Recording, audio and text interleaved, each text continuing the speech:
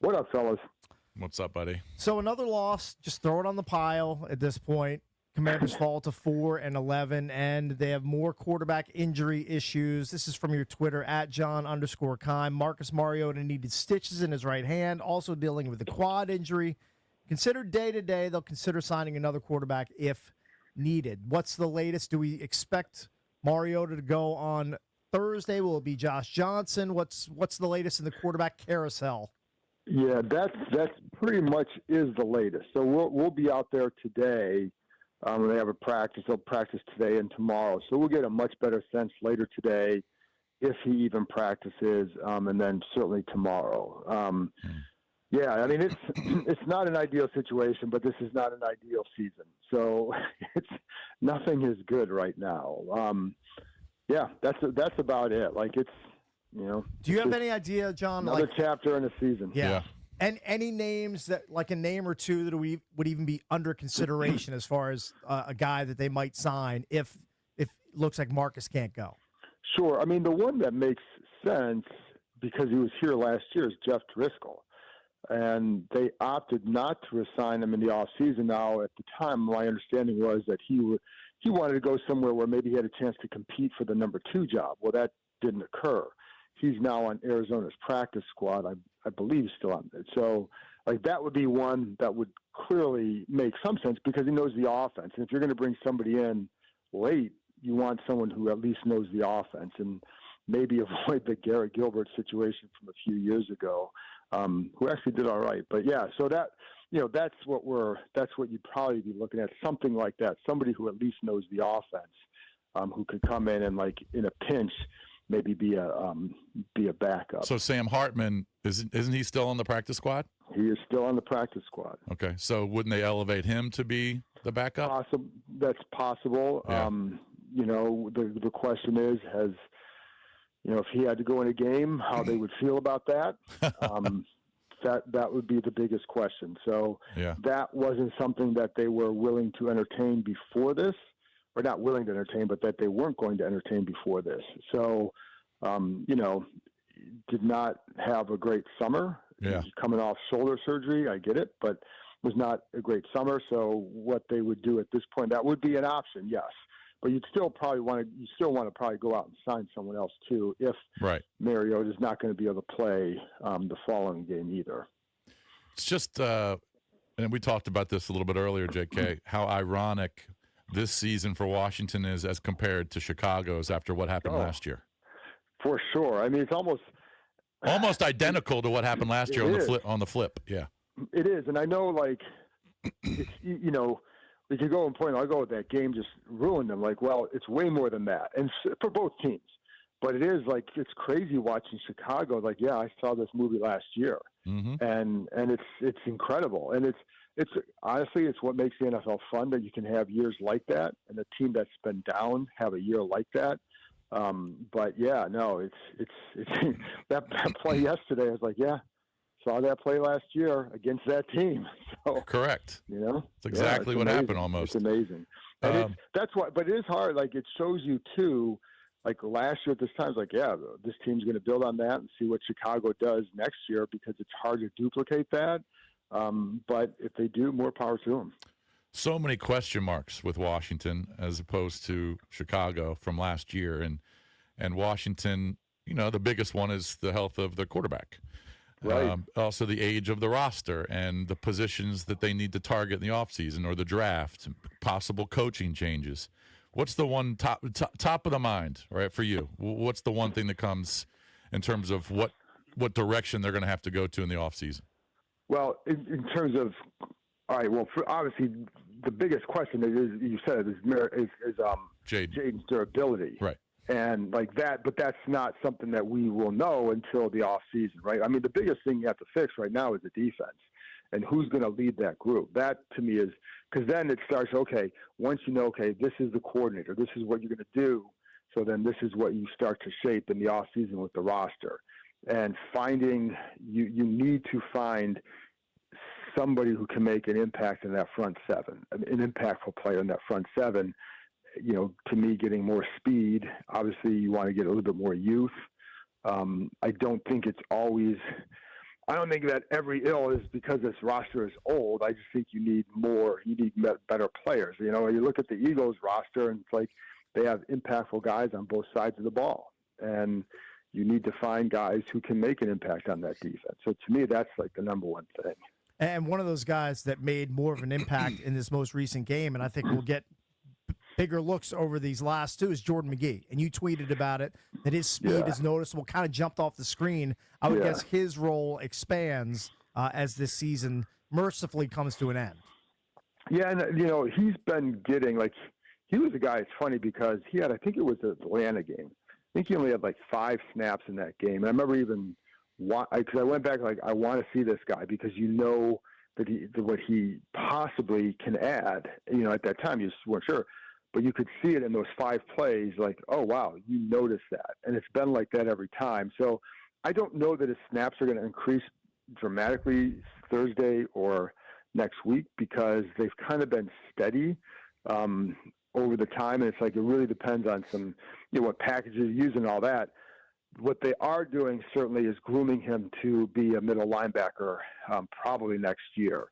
And doing things like, you know, first of all, like Bobby Wagner's been really, really good since he got here with him about like kind of how to go about playing the position, things you need to do, how to handle the huddle, et cetera. And like, that's kind of important. I mean, little things like making sure your conditioning is up because you go make a play, you've got to get back to the huddle, call it clearly. Now that sounds like a simple thing, but it's a detailed thing that helps. And that's something Wagner's helped him with. So the point is, though, they've been grooming him for that. And, like, he's had to wear the green dot in practices sometimes when Wagner's not practicing. So, like, that's actually a good thing for them that he gets to – then you're in charge of the defense in practice, right? So, like, yes, you'd like to see that in the game. I don't think we're going to see that till next year unless something happens, you know, with other players. But that is, like, he is a guy that, again, you absolutely feel that. And I think you want to feel more of that and get other players where you can feel that speed. And speed alone is not the thing, right? Like Zach Brown was fast. And I remember a coach telling me like one time, like some plays he'd look like a Pro Bowler, some plays he'd look like he'd never played the game in his life.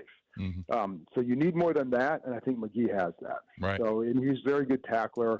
You know, he seems to be in position where he needs to be, et cetera. So, yeah, like there's reason to definitely reason to feel optimistic about him moving forward. JK, what was the reaction of the press box or wherever you were standing when the Eagles went for 2 with 4 minutes to go? I mean, it was like, why are they doing this? Yeah, right. It was kind of hard to figure that out. And, you know, I heard Sirianni's explanation. And that was such a lie. It was such a lie. I mean, mathematically it makes sense, but it's like, okay, there's 4.5 minutes left. You have Josh Johnson in there. You had a lot more confidence in what this team could do than anybody else. The Commanders had a 0% chance of winning that game. Yeah, they would have to get 3 possessions, score touchdowns on 2 of them, score successful 2-point conversions on 2 of them. Right, with Josh Johnson. Still get the ball back for a field goal. So basically doing more in 4.5 minutes than they've done in a long time. So, yeah, it was. I don't think DQ. Now I don't know. I'd love to know the behind the scenes, you know, discussions and rationale and why coaches decide to do that. I don't think DQ would do that against the Eagles. No, I don't think so. I don't think he would either. Maybe Sirianni's trying to get something, you know, gussied up for Hard Knocks on Tuesday night. I don't know. Right. You know, maybe he can say something different than tough people do. Epic, you know, S with that whatever. You know what I mean? Like it's only a phrase that he ever utters. But yeah, it was like, again, I understand the math, but look at the situation. Look at logic. Right. So it didn't. Look at probabilities. Yeah, if you're into analytics, like the analytics show, like what are the analytics that show that Washington could do all this in 4.5 minutes? Like, zero. Okay. Zero. But Exactly. Again, the math, I get it. You know, if there were 8 minutes left in the game, I get it. Right. Because you still could get 3 possessions. They weren't getting 3 possessions. I mean, if you're playing the Bills, okay, if you're playing an explosive offense, okay, I got it. But you're playing a terrible team with a terrible quarterback. And it just didn't make any sense to me. No, it didn't. So. No, it didn't. And I guarantee you Sirianni behind the scenes is laughing that he gave that rationale. Well, see, as an Ohio State guy, there was one time Woody Hayes went for 2 against Michigan. They were blowing them out. And somebody asked him why they went for 2, and he said, because we couldn't go for 3. Right. See, Good. That's a solid answer. That would have been a better answer for me. Yeah. Yes. Hey, John, like a couple months ago, maybe late September, early October, as you're perusing the late season schedule, you look at this Christmas Day game on Netflix between the Commanders and the Cowboys. You're like, oh, we're going to have Dak versus Jaden, squaring off. That's not happening. You could have a possible NFC East division championship implication game. Both teams are eliminated from playoff contention. Like, what are Commanders fans watching this game on Christmas for? Like, what's the motivation for them to watch this game? I have the same question.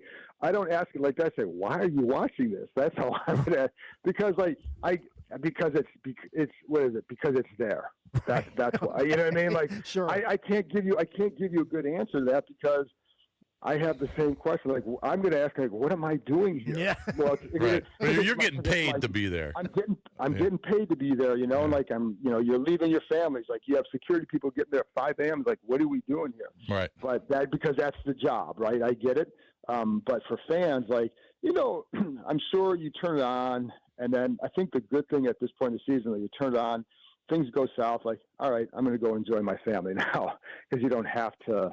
You don't have to do it. So, but yeah, I don't have a, like, and it's funny because like I like to go back and watch the games again.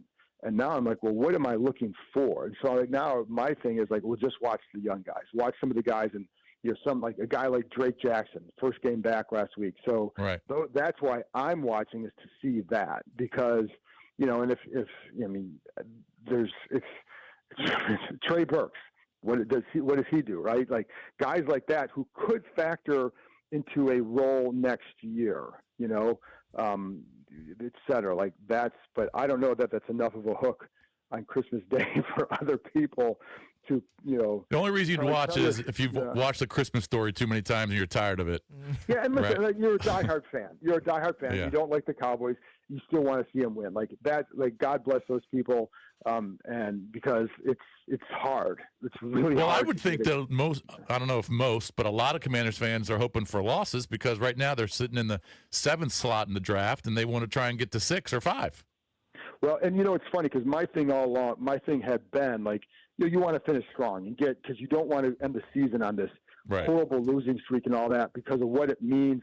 Because next year you're going to go, if you lose you go 4-13, like, you're going into next year, like, you've got to show really good improvement now. Mm-hmm. And so it leads to a lot of other questions and issues.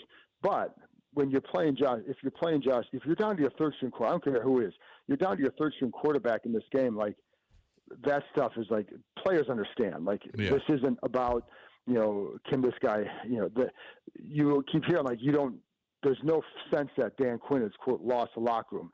And talking to guys there, like, they understand what happened this season. Not like, you can't blame it on injuries alone, because you still want to play better. You can still play better, especially defensively, right? And both sides, right?